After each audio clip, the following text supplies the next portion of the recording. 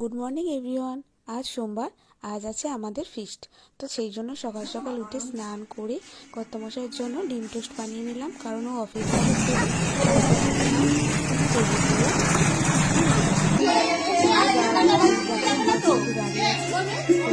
সকলে আমরা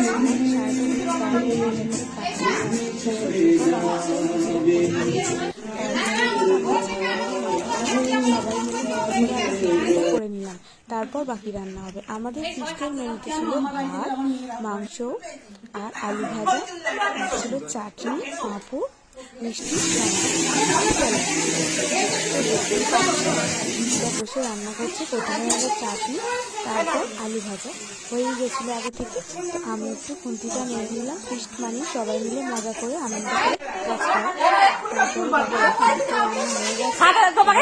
মোটামুটি মাংসটা হয়ে গেলেই হয়ে যাবে। এই যে মাংসটা হয়ে যাওয়ার পরে ফুচকাগুলোকে খেতে দেওয়া হবে। ওরা কিন্তু দারুণ মজা করে গান বাজিয়ে একটু আমরা নাচা গানাও করে নিলাম তার মধ্যে। আর আমি একটা দুটো রিলসও বানিয়ে নিয়েছিলাম।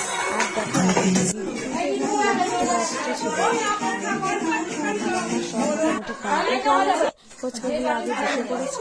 ওদের খাওয়া দাওয়া হয়ে গেলে আমরাও খেতে বসে পড়লাম।